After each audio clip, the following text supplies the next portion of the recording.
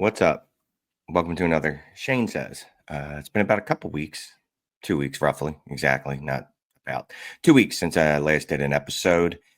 Sorry, I could not speak last week. It was, if anyone saw the Mannequin Chill episode, my voice was struggling. I don't know if you saw, but there was a football game last week. Eagles won the Super Bowl, so I had done some yelling. This week, voice still struggling a little bit. Went to the parade on Friday. But, look, we got to get back to work. We can't just sit on our laurels all day. Rest on our laurels, do anything with our laurels, whatever. We got to get back to work. So if my voice is struggling a little bit, sorry about that, but that's why. A lot of screaming at the parade, which was pretty awesome. Fly, Eagles, fly, go birds. But no one wants to hear about that except for my Philly people. What up? What we're going to talk about today is first round picks. Last episode, we had spoke about second round picks, and I spoke by myself. No one else was there. But I spoke about second round picks, how they produced, how they held their value. First round picks, really no reason to get fancy with it. We're going to do the same thing. We're going to look at how they produced, how well they held their value. What I did is I went back to 2021 using 2021, 2022, 3, and 4 first rounds from DLF's Superflex mock drafts, rookie mock drafts, going back to 2021, 4 classes, 48 picks. Figure it gave us a nice little sample size. Also a nice little snapshot, right? We don't want to go back too far. You go back too far, things get a little skewed in this game that we play because this game is constantly moving. So 4 years, felt like that was a pretty good sample size. That was what we use. So I used DLF's mock draft ADP. For points per game, I just looked up the player scoring on Player Profiler. Each player individually, because I'm not smart enough to know how to scrape this data. If anyone is, hit me up, let me know. And then I looked at KTC. So what I did is I compared their value on KTC the following offseason after their rookie season to look for the highest they were ranked on KTC. So before we start digging into this, I did just want to break down how many of each player was drafted or types of players positionally. There were 20 wide receivers, 15 quarterbacks, 10 running backs, 3 tight ends. 3 tight ends in 4 draft classes. You need to be a special tight end to get into the first round over these last 4 years, not several. What's interesting, too, is just as an aside, I was looking at the most recent DD Fantasy Football ADP that we have. We do run mock drafts all the time with our Discord members, among the other things that we do. Anyway, right now, what we're doing is we're tracking to draft 5 running backs in the first round. Again, we've only drafted 10 based on ADP over the last 4 years. We'd be hitting half that mark in 1 year this year. I went back just to see how long it's been since we've drafted that many running backs in the first round. Had to go all the way back to 2020, almost a whole other decade. Close, but not no cigar. So anyway, back to 2020. I don't know if anyone remembers that class. If you were playing, if you're my age, you remember. We had CEH, John Taylor, J.K. Dobbins, DeAndre Swift, and Cam Akers. The class did not really turn out the way we had hoped. A lot of injuries for J.K. Dobbins, Cam Akers too. CEH just flat out busted. John Taylor has been good. Had 1 elite season. 2, I think, if you count last year. And DeAndre Swift has been usable, but man, that is not what we expected. It's interesting, though, just to think about that. That was a pedigreed class at running back, and this is a more pedigreed class, at least deeper. But I don't know if it's a more pedigreed class player for player. Ashton Genty, obviously. Omarion Hampton, maybe. Caleb Johnson, I don't think so. But anyway, so we're on pace to draft 5 running backs in the first round this year for the first time since 2020. That's the most since 2020. So what did I found production-wise? Of 43 players that played at least 7 games, 43 players played at least 7 games. 23 of those either finished as a top 12 quarterback or tight end, a top 24 running back, or a top 36 wide receiver. So that's a 53% hit rate. Again, 43 players were able to play at least 7 games. And in 53% of those times, those players were able to produce a top 12 season at quarterback, tight end, a running back 2 or better season, a wide receiver 3 or better season. Just going back to what we originally looked at, right? We drafted 20 wide receivers in that time. So that's a 50% hit rate. 10 running backs, 80% hit rate. 8 running backs finished within that top 24 threshold. Seems like when we draft running backs, we know what we're doing, right? Wide receivers, a little bit. Coin flip's not bad. Quarterbacks, oof, this is not good, bro. 3 quarterbacks out of 15 were able to put up a top 12 season in their rookie year. But rookie years aren't everything, right? There's time for them to get better. And tight end, like I said, man, there was only 3. It was Dalton Kincaid, Brock Bowers, and Kyle Pitts. Kyle Pitts, I think, finished his tight end 11. Don't quote me. He was definitely a tight end 1 in his rookie year. Might have been a little better. And then Brock Bowers, obviously what he did last year was absolutely bananas. So, we hit at the highest rate at running back and tight end. But again, tight end is so minuscule that I don't know how much we can take away from that, other than when we do draft a tight end in the first round, it's likely they're going to hit from a production standpoint. I don't know if that means we're smart. I don't know how to take that, other than a tight end has to be a slam dunk to get into our first rounds. Hello, Tyler Warren. Maybe Colston Loveland, depending. We'll see. Anyway, so like I said, from a production standpoint, the highest rate we hit on was running back, 80%. 8 out of 10 of those players hit at least a top 24 season.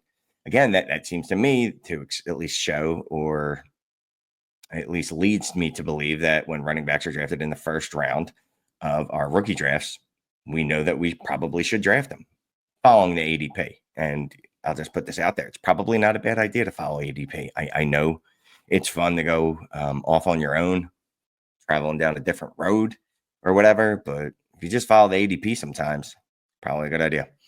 So another thing I noticed, like I said, the quarterbacks didn't hit at a very high rate, 20%. And what I found is, just because a quarterback gets first round draft capital doesn't mean they're going to hit. And like I said, more likely than not, they're not going to. Just looking over the last 4 drafts, we've had players like Mac Jones, Trey Lance, Zach Wilson, Kenny Pickett. Those dudes have never hit. The only hits that we've had, the 3 hits for whatever it's worth, have come from the last 2 classes: CJ Stroud, Bo Nix, and Jaden Daniels. Interestingly, Bo Nix and Jaden Daniels obviously had a ton of starts in college, a ton of starts. I believe they were both at least 5th-year seniors. Arizona State for Jaden Daniels prior to LSU, and then Bo Nix was Auburn and then Oregon. CJ Stroud, I don't remember, to be honest with you. I think he was a senior. Pretty sure he was a senior. But either way, those hits are coming back from the current season. I just wanted to point out that the quarterbacks that did not hit as rookies, did not hit top 12 seasons, they mostly didn't ever go on to doing that. Now, there was a couple that have, right? Justin Fields, Trevor Lawrence. They did not hit top 12 seasons as rookies, but went on to have top 12 seasons. Justin Fields had 1. Trevor Lawrence had a 1, and then a QB 13 season thrown in there too. So if you squint, you could say you had a couple. But no, most of the players, you got players not like you have these exact players: Kenny Pickett, Trey Lance, Zach Wilson, Mac Jones, Anthony Richardson. What's to note about those players, though, is you had sell windows on every one of those players, right? And we'll get into that a little later, talking about the value of these, how they held over 1 year. But Kenny Pickett, you probably could have sold on, even if it was at a loss. Trey Lance, you could have sold at cost. Zach Wilson, I don't remember. Got to be honest with you. I didn't have a lot of Zach Wilson. Sorry. Mac Jones, you could have sold at a profit. Anthony Richardson, you definitely could have sold at least what you paid for. If not, probably not more. But you could have gotten back what you paid into him. Just thought that's interesting. Now, moving on to wide receivers. Like I said, wide receivers are a coin flip. 50% of the time, they give you a top 36 season. What's interesting about that is there were 4 wide receivers, 4 of them, that gave you wide receiver 1 seasons. There was Jamar Chase, Malik Neighbors, Brian Thomas Jr., and Jalen Waddle. Two of those coming, obviously, last year with Neighbors and Thomas Jr. And then the other 4 wide receivers that hit the top 36 mark were all wide receiver 3s. No wide receiver 2s in there. I don't know what that means, right? Very feast or famine, I guess. So no wide receiver 2s, but again, you've gotten 4 wide receiver 1 seasons out of rookies out of the past 4 years. That's pretty good. It's pretty good. I think if I'm going to continue to draft wide receivers in the first round, especially dudes that are like, Malik Neighbors and Jamar Chase, probably dudes that we should have known were going to smash. So anyway, we had 8 running backs again. 8 running backs out of the 10 that were drafted over this period gave you RB2 or better seasons. That's not bad. And 4 of those were running back 1s. 4 running back 1s, 4 wide receiver 1s. We had a couple top 12, what did I say? 3 top 12 quarterback seasons and 2 tight ends. So production looks like good. That's probably not what I wanted to say there, but the production has been good. Like I said, going back to just the numbers, 53% of the players that played at least 7 games gave you top 12 seasons at quarterback or tight end, gave you top 24 seasons at wide receiver, top 36 seasons at wide receiver, and top 24 seasons at running back. That's not bad. Not bad at all. So now what I wanted to do is just look at it from a value perspective, right? We've already talked about what they've done production-wise, but value doesn't always correlate exactly with production, and it doesn't here. So again, I went back and I just looked at it, and I'll explain it again. I looked at their ADP when they were drafted, May of whatever year they were drafted. And then I looked at their KTC value in the off season following their rookie year, looking for the highs. And in 31 cases, 31 out of 48, yep, I believe that's math, 31 of the 48 players drafted in the first round saw their value increase. That's 65%. Just think about that. 65% of the time you drafted a player in the first round, irregardless of what happened, they ended up rising in value. There were another 7 players that had no change in value. Either they went up 1, down 1, maybe 2, or stayed exactly the same on KTC. A couple cases, and we'll get into those. And then there was 10 fallers, just 10 of them, 20%. 8 out of 10. Well, that's not how math works. But anyway, 80% of the time when you drafted a player in the first round, their value either held or increased. So again, there were 10 fallers. Of those 10 fallers, there were 5 wide receivers, which gives you a 25% fail rate. 4 of them were quarterbacks, 27% fail rate. And then 1 running back, actually 2 running backs. Got to do the math there. But again, the overall point I'm trying to make here is that 80% of the time, a first round player either increased in value or had no change in value, didn't drop in value. Only 20% of the time did they actually drop in value. Again, tight ends, we talked about it a little earlier. There were only a few that we drafted. When we draft them in the first round, they're generally going to hit because they're probably generational. I feel okay calling Brock Bowers generational.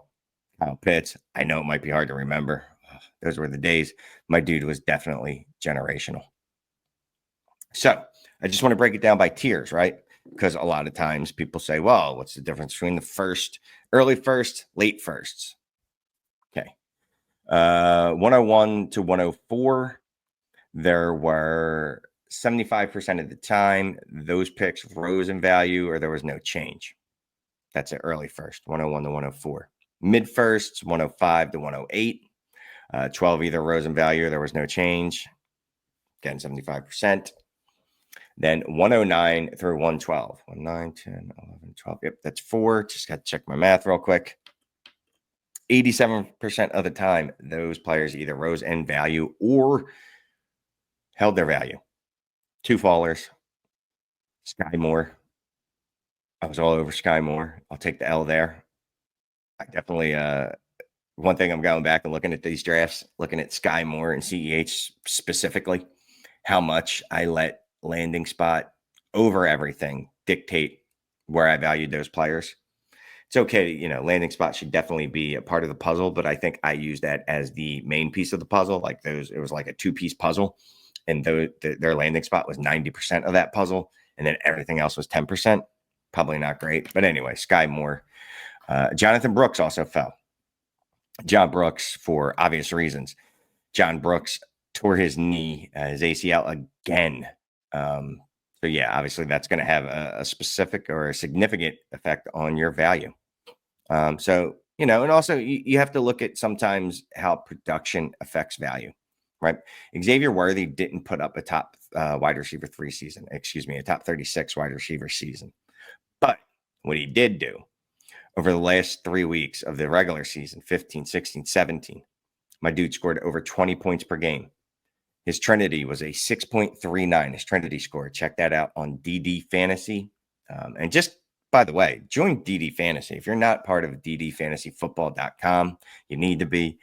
Hopefully, my link for give you half off the first month, either the GOAT tier or the All Access and Discord tier.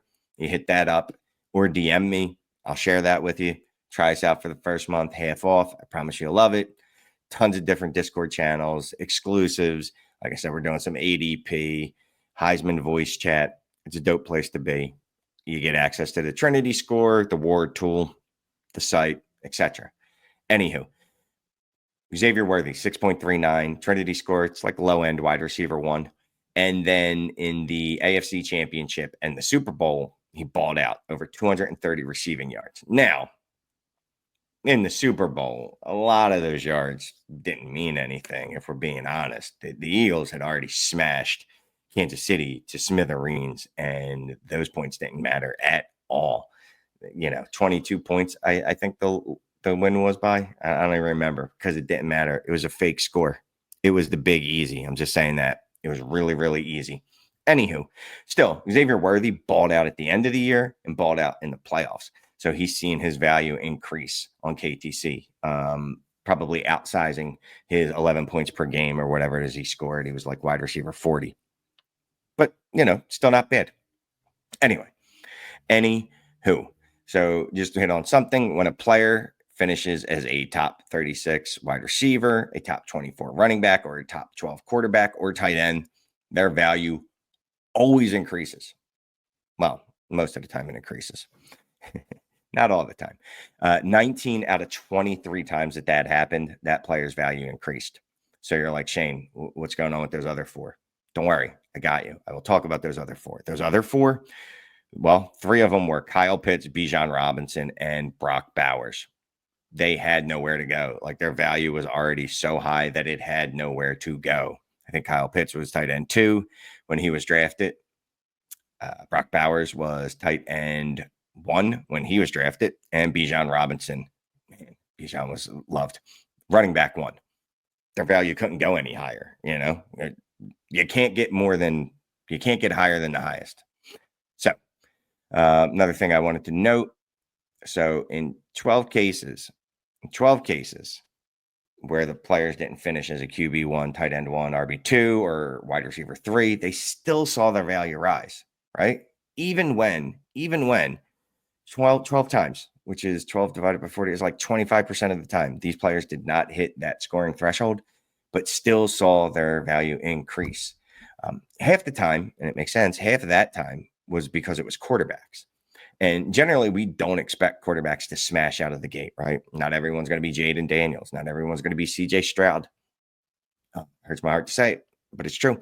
Not everybody's Bo Nix, right? Bo Nix came out, put up a QB8 season. Most rookies aren't going to do that.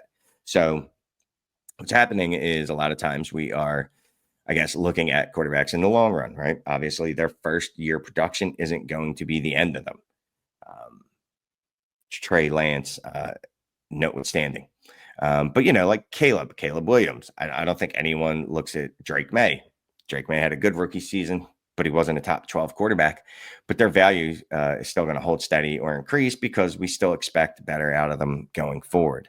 That's just how we value the first round quarterbacks, first round NFL quarterbacks, and first round fantasy draft pick quarterbacks. So, again, just recapping it really quick. On a whole, first rounders, they hold their value. 80% of the time, they either saw their value rise or there was no decrease in their value. That is really, really good. Comparing that to the second rounders, which I don't know if I did, but I meant to at the beginning of this, but I babble. First round picks, second round picks, second round picks. I didn't even look at it. I just looked at the scoring, but it was 50% of the time. 50% of the time, second round picks held their value.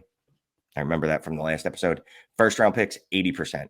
80% is a lot higher than 50%. Yeah. So obviously, first round picks more valuable. Wow, mind blown. But it is good to know that it's not just conjecture, right? It's not just us imagining this. These are really happening. So besides the fungibility of the first round draft picks, this is why first round draft picks are so valuable, right? There's what you can do with them before you make the pick, and then there's what you can do with them after you've even made the pick. They are flexible. They give you multiple outs. If a player is producing, their value is going to increase, or it's going to stay the same, or you're going to hold on to the production. And even in many instances where they don't produce, you're still going to be able to move that player at the same cost that you acquired them for. That's why we like first round draft picks. So that's all I got this week. Truly appreciate everybody watching. Go Eagles, go Birds. All kidding aside, I'll say this, man. If you are one of those fan bases that has never won a Super Bowl, I hope that someday you get to see a Super Bowl win because it is awesome. Going to his parade is awesome. Even if, God, I might lose all my credibility with this. Even if you're a Cowboys fan, man, and you've never seen a Super Bowl win, I hope someday you do. Someday, after the Eagles have won like 6 in a row, right? After that. But it's just a cool thing, and I think it'd be really cool. And I hope that cool things happen for all of you. So appreciate you watching, and I will check you out later. Take care.